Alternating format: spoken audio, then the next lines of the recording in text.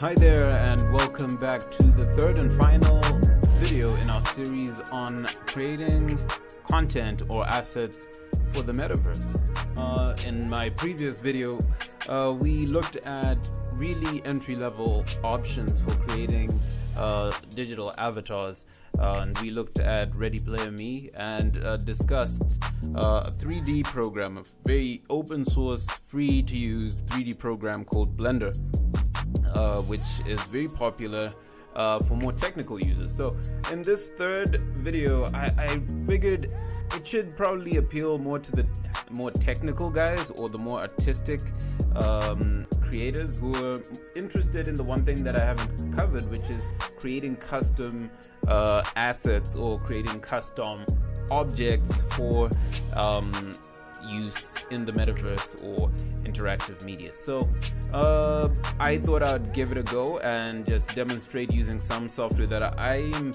particularly comfortable in, just to make some simple props and then lay down some foundations on what it takes to build up possibly an avatar or a 3D character, leading up to what you would achieve with Ready Player Me. But of course this is the longer, more technical approach, which requires some knowledge and of course training in 3D. So for those of you who have no idea what they're looking at, this is an example of one of those DCC applications we talked about in the previous video.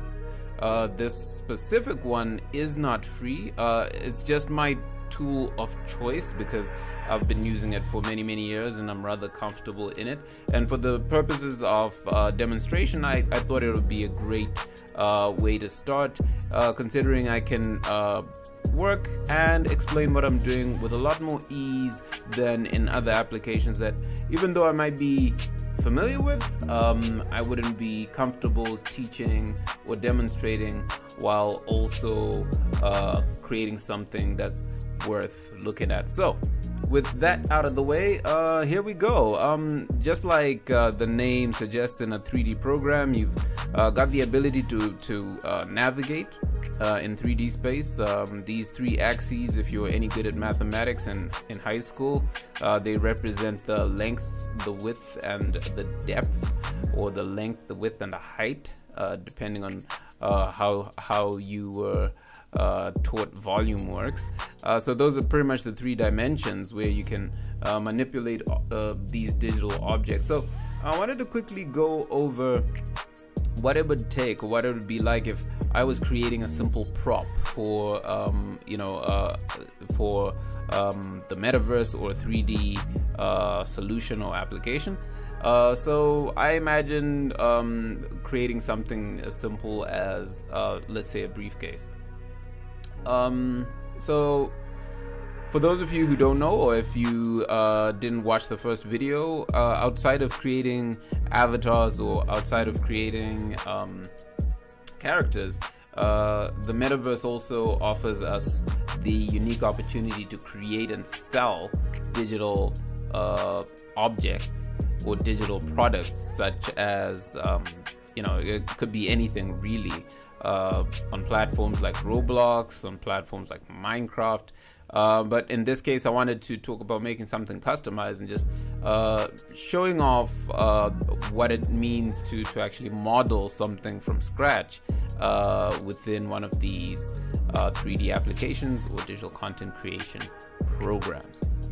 I think it's important to note that even though I'm working in this particular piece of software, the principles are the same universally.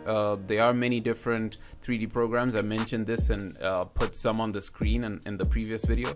And the principles that I'm going to be looking at or exploring or using actually are pretty much universal. So there are certain elements that make up 3D objects, and these elements are quite synonymous, or they're found everywhere in 3D. So these components I'm talking about are faces. Generally we talk of having faces, or the polygons. Sometimes people just want to, if you want to get super technical, but they're faces which make up these surfaces that we wrap around or compile in order to make a 3D object. And then there are what we call edges, and just like edges in real life, like the edge of a table, these are another component of a 3D object, these edges. And then finally points, which are exactly what the name says, which are these little dots that you see where two edges intersect or meet.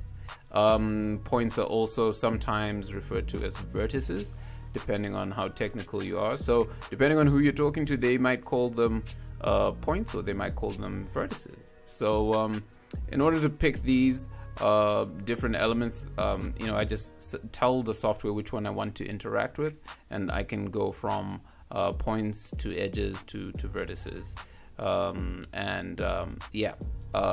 Accordingly, I'll be able to manipulate them in very specific ways.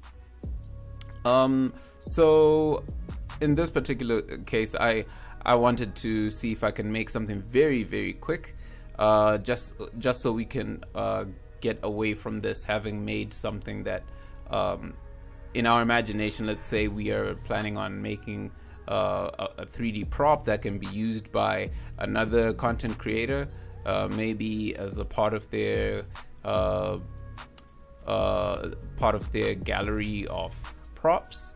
It could be like a briefcase. Like in this case, I'm thinking, let me make a quick briefcase, something with a handle, and just to show you guys how 3D objects are generally manipulated. Great, so here we go. In this particular case, I'm just going to start out with a disclaimer to say this is not an in-depth modeling tutorial, but a general guideline to kind of give anyone who's watching an idea of how 3D objects are modified and made more complex a bit at a time in order to create recognizable details for whatever kind of prop you want to make. Like in this case, I just selected some faces over there and extruded them out to make more geometry for the area where I'd make something very necessary for a briefcase like this, which is the handle.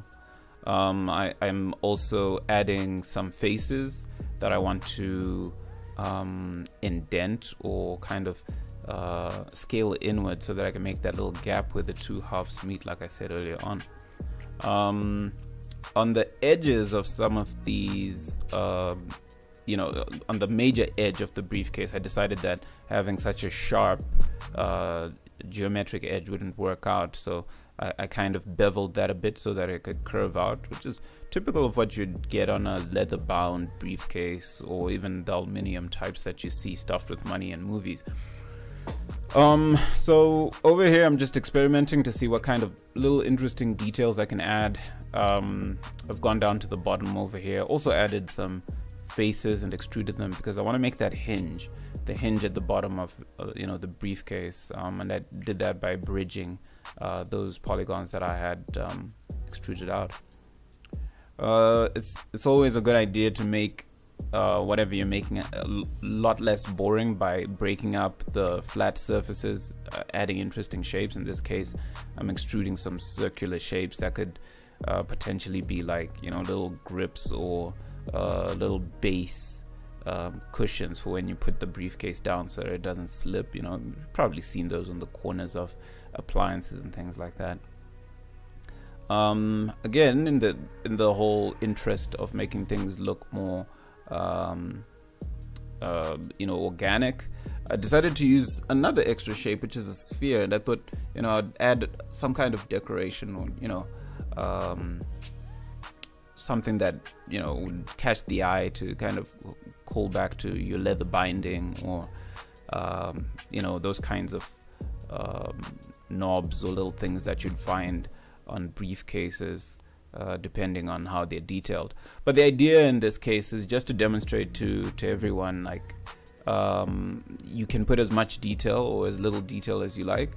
In this particular case, I was aiming for something that is what we refer to as low poly, which is low number of polygons. So that generally means I don't want it to have a lot of data in it, because if you want it to load up in real time, like if you're working in a game engine or you know, on a VR platform or any of those kinds of platforms we've discussed in previous videos, you want it to load very quickly. So you don't want something that's full of polygons and, you know, that's data heavy. You want something that's low poly, that computes and can display on screen very fast, something we call rendering. So over here I'm tweaking the handle that I had made. I think I'd mirrored some of the work that I had done. So that's something interesting to bring up here, how when you're working in 3D, you've got the option to work on one half and then mirror your adjustments or modifications to another half. And that can be done in those 3 axes, which are represented by those planes that you can see. There's a blue plane sometimes and a green plane. Those are just representing the different axes, which are X, Y, and Z, which are representative of length, width, and height. So generally, that's one of the cool aspects of working in 3D, the fact that you can simplify your workload and reduce the amount of time that you take by working in symmetry. Over here, that's pretty much what I'm doing, and bridging some surfaces so that I don't necessarily start from scratch, filling in some holes. I think I was just tinkering with some ideas that I might have had for the handles, and yeah, just going at it. It's a process that takes a lot longer than obviously what you see right now. I was working in real time. This has been sped up by, I think, at least 50%. Over here I'm just looking at the different views, like the wireframe view itself, and also cleaning up some of that geometry that I had put on that circularized part, so that it's a bit more even. That's useful for when you want things to display properly. It's also very important for when you want to apply textures. So sometimes, in order to get a more realistic appearance of things, you can import an image. It could be an image texture of leather or aluminium or brushed metal, whatever it is you can get. And these are regular images from the internet, and you can then project those textures onto these 3D surfaces so that you give an extra touch of customization or realism to what you're making. So that's something handy. Over here I'm just placing some basic materials just to block out the different surfaces, such as the difference between the handle and then the outer part, and just generally for your benefit, just to demonstrate that, you know, color is an option. Most people who are new to this tend to ask, can I color it? How do I color it? So you can go with regular material colors. I'm sure you can see me going through some of those, and it's a matter of selecting the surface or the polygons that you want to apply a certain material to, and then applying it. And then of course there's that option to place actual photographic textures or images that you could have even hand painted yourself in another application like Photoshop, to give the whole model a surface detail that is a bit more stylized to your taste. So generally, this is a sped up version of how all 3D objects are pretty much created. Like I said earlier, this is the application that I chose to use out of familiarity, but of course you've got the option to use any tool. The principles are the same, so whether you're using Maya, Blender, Cinema 4D, Houdini, it's quite a big list right now because the software is advancing quite a lot. And yeah, I encourage you guys to of course leave some comments and questions if you like, if there are any questions you might have based on where it goes from here and how we can then enhance this and make it usable within the different platforms we've been discussing. Of course, this is for the more customized, the more technical approach, different from the one we explored in the previous video about Ready Player Me. And this, instead of looking at humans, we decided to use the option of a prop or an object so that we can get that variety in the demonstration. Otherwise, thanks so much for joining us. Make sure to leave a comment, get in touch with us on all social media platforms, and we'll be happy to get back to you with some information and guidance and point you in the right direction if we haven't already, in the description below, where you'll find some useful links. Thanks for joining me, and we'll check you out in the rest of the Scripts and Bars program.